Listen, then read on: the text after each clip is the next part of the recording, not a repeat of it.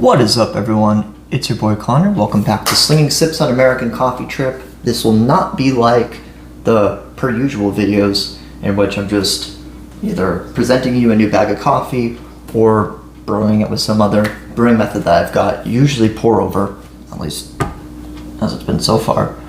Today, I'm going to answer an age-old question that I think I already know the answer to, but I've never actually done it before. Just coming to think of it, I should have done by now, which is, can you make good cold brew in a French press?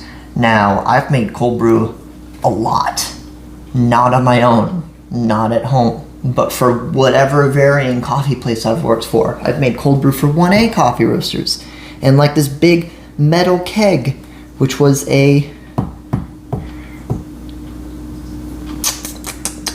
24-hour process, 24-hour process.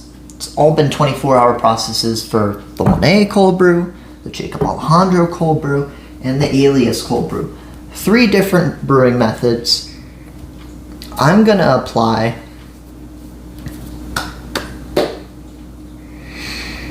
the one I remember most recently, the Alias cold brew method to a certain degree, and I'm going to ratio out my water per coffee. I didn't adjust my grinder before this video, but I gotta do that real quick. Hold on. I've adjusted the grinder. Okay, so I'm gonna be using for this purposes the only new bag of coffee that I have, which is the Partners Coffee Roasters trifecta blend of Honduras, Guatemala, and Colombia coffee. And I'm gonna be using one of I've been getting milk from a creamery in these like glass bottles, so I think this will be a good container for our cold brew after it is done brewing in here for the next 24 hours. So it's gonna be within a 24-hour time span. When I first pour the water in, I'm going to use this spoon right here and stir it every single 10 minutes, 3 times, and then I'm going to be just leaving this out for 24 hours. And I would start a timer, but it's on the thing recording this. I only got one camera, guys, so I'll do that after the video. Let's start off with weighing out coffee.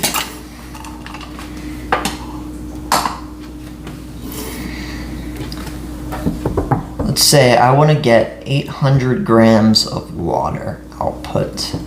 So the amount of coffee that I would do for that, let me do the math in my head, it's 22. I usually like to concentrate cold brew a little bit more than I would a normal cup of pour over or French press. So quick math. 22.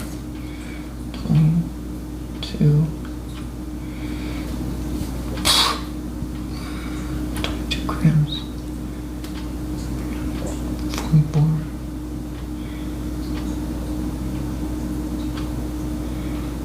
60 grams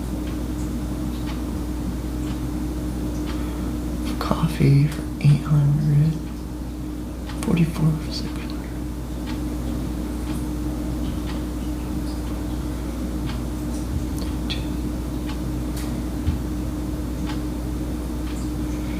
Okay, and 22 divided by 3 would be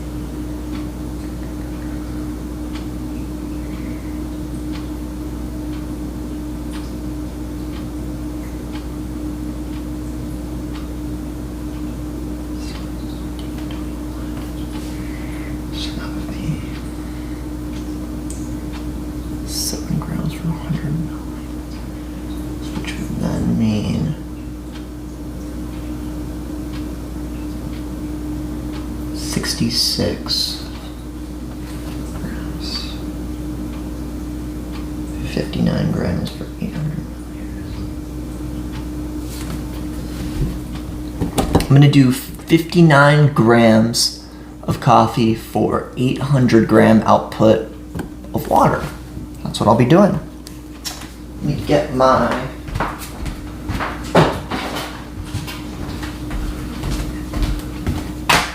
tray here.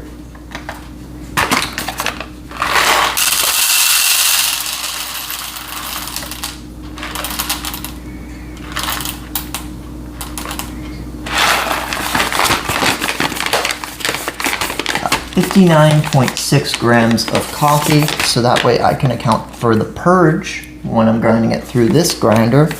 And one thing that I like to do, one sketchy thing I like to do, just making sure the temp, this is cold. I want to make sure that the temp for my brewing method or whatever I'm using is going to match the temperature that I'm going to have it brew at or be close to it. I like to take the bottom of this off and pour my coffee in here. This is kind of sketchy. Oh shoot, I lost some beans. Oh, this is tragic. None of them fell off the counter though. Zero this out and then very, very carefully hold this above like so.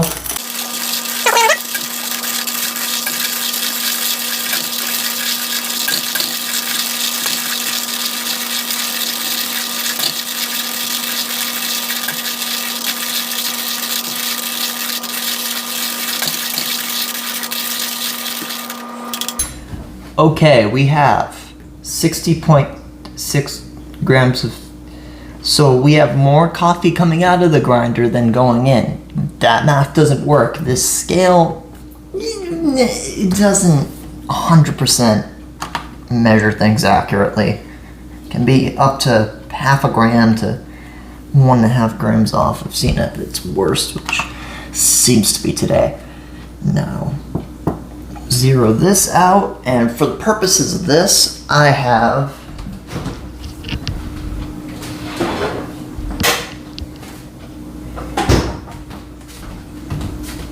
cold, filtered Vermont tap water.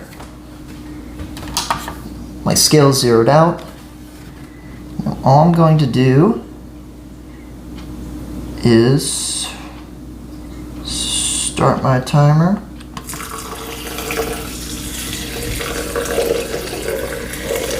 This is going to be for timing my stirs, as well as getting me caught up when I start the timer on my phone, so that way I still have an exact count. And I'm going all the way up. Oof, a little bit overshot, 810 grams, but like I said, the scale said more coffee coming out than that. So I'm just going to take the word for the scale.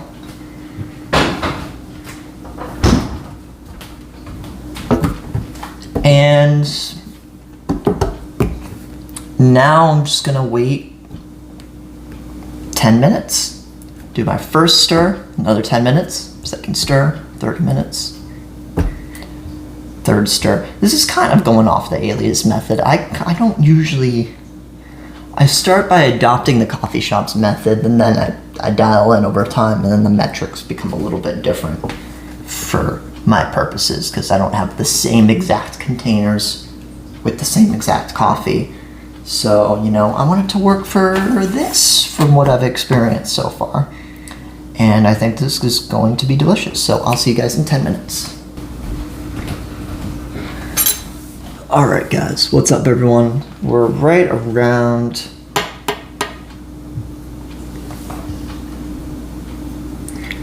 back again. You at just around 9 minutes. So what you're seeing here is a nice thick layer of crust that's formed at the top. A little bit of coffee falls down here during the initial stages, but this traps all those delicious oils and gases in there. Coming up on 9 minutes and 30 seconds in just a little bit. So I'm going to use a spoon here, and I'm going to basically stir this crust, and it's going to fall for another 10 minutes. After that, wait another 10 minutes, and I'll stir it again. This part, just waiting. I've already got a timer set for just under 24 hours, so tomorrow at this time, I will be coming back here to this French press and pouring it out and see how it turns out. One thing I'm excited about is because there is absolutely no percolation going on here. Usually, oh, here's my timer.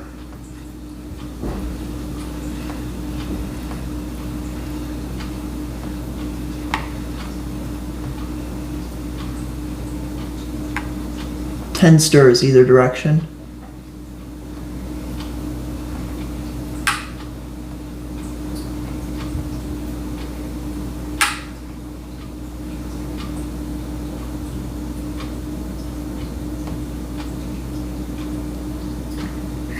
One thing I'm curious about with the French press is that it's that versus doing like a percolation brew, you tend to find that more of those oils and characteristics are trapped in the same exact container. There's no paper filter filtering it out, or in the case of cold brew, this is just going to have a metal mesh sitting on top of it during the time it's slowly cold extracting, versus when I made it for any of the given stores that I worked for, there was always some sort of cheesecloth or some separate bag basically holding the coffee, so that way basically when the brew is done, you can remove that bag, and in that same container is going to be your extracted cold brew. Now this case, what I'm going to be doing is, as soon as this cold brew is done, that metal mesh is sitting on top there, I'm going to pour this out directly into this container. So both will be just left out for the next 24 hours. And now the waiting part is happening, where I have to be around at least after this, after my third stir. That should break through the crust just enough, that should cause enough agitation to the coffee, where the coffee will be properly agitated, the crust will be consistently breaking up and the coffee sinking to the bottom, because these little bits, they like to stick together, but when you break them up, those little clumps are usually heavier than the container of liquid that they're in. Another 10 minutes. I'm just going to give it another little stir. We'll see what happens. 2, 3, 5, 6, 7, 8.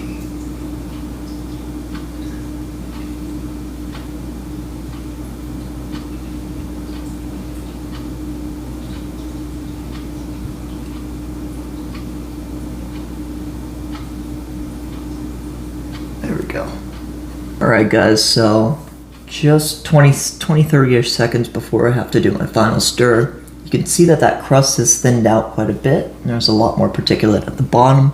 This final stir should just ensure that most of the rest of that falls to the bottom. And then when I do my pour, a little over 23 hours from now, most of that coffee should stick to this corner right here, and we should have minimal silt in our final product in the container that I've got here. English is hard.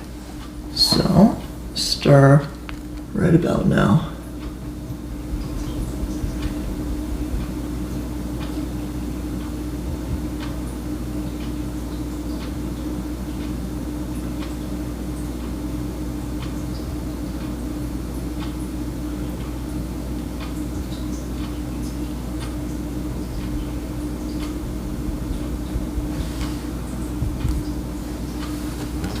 There it is.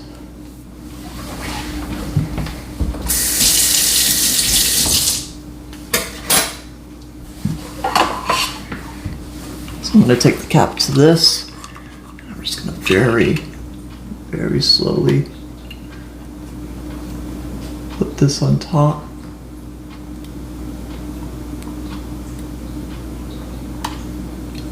To where it's just above the line where the top of the coffee is. And now I'm just gonna let this sit and see how it turns out tomorrow. What's up everyone? It is the next day, 30 minutes left on this brew, and before I actually finish this off, what I'm actually gonna do is remove the cap from this. There's one more step. I'm gonna add 50 mil, ooh, this should have been facing this way. Very, very, very slowly turn this. I'm going to add 50 grams.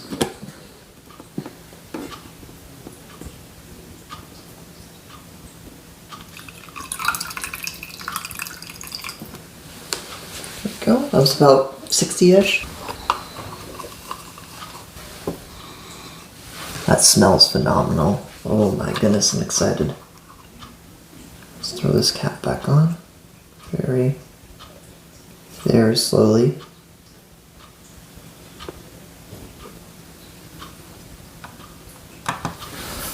Alright, 30 minutes minutes to go. All right, so this cold brew has extracted for 24 hours, and I'm going to throw most of it in the container here. Let's lift this bad boy up.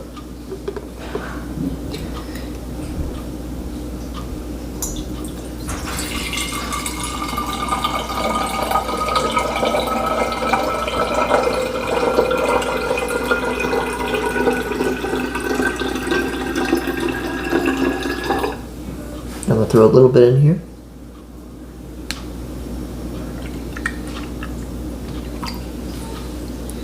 So I can sample it.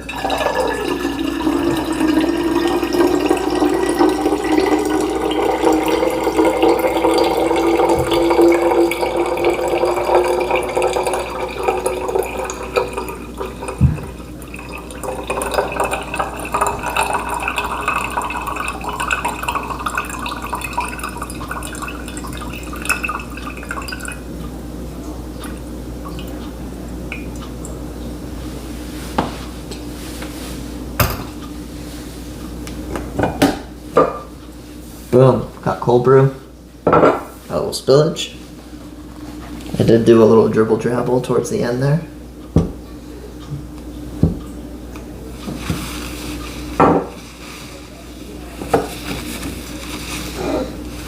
Wipe that off.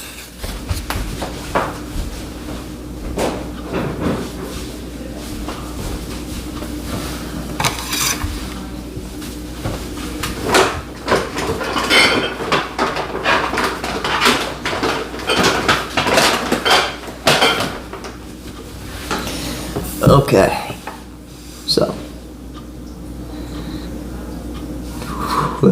oh, that smells pretty good. Let's answer this question now. Let's answer it. Is French press? Yes. Good idea, yes. For cold brew, absolutely. But I don't know until I sip it, so I gotta do that.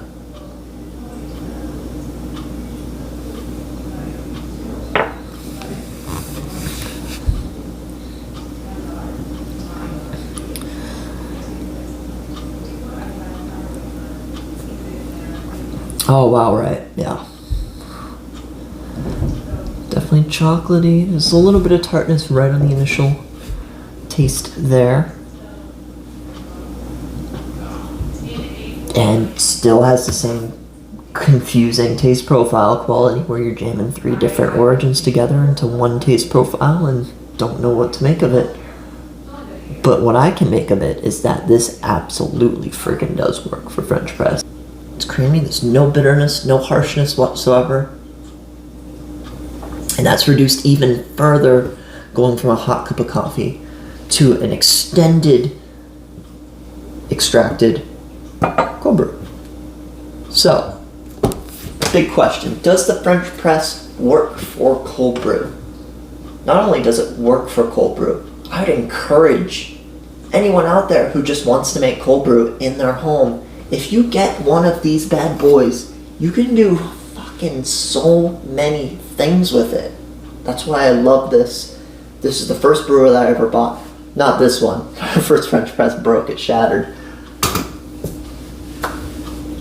But it's just so versatile. You can do so many things with it. You don't need to get into pour overs. You don't need to refresh filter paper.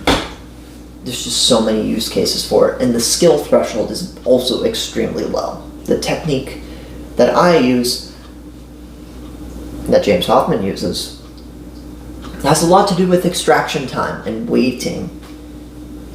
Ground out your coffee coarse, you throw it in there, you throw your water in all at once, rich it up how you will, leave that puck there, stir it around 4 minutes, let it fall. After that, wait 7, 8, 9 minutes depending on the coffee origin, and then bring the screen right to the surface and do a slow pour. Very low skill level. It doesn't have anything to do with specific technique with pour, although developing that skill will definitely help make that French press coffee taste a little bit better, but there's just a lower skill threshold that you have to meet in order to get fantastic coffee out of the brew, in my opinion. But with that being said, guys, I think I solved a very important question, and I think I'm gonna make more of this in the future. My first time ever making cold brew at home and not at work, from 1A Jacob Alejandro, or Alias Coffee. So with that being said, guys, I will see you in the next video. Bye-bye.